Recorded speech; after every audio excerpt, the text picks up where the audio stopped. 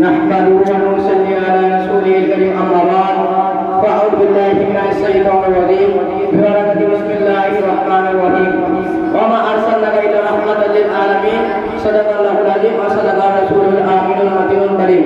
ونحن على ذلك من الشاهدين الشاكرين والحمد لله رب العالمين সমস্ত দাঁড়ি ও প্রশংসা সে মহান আল্লাহ তাআলার জন্য যিনি ওয়াহদাহুল লা শারীকা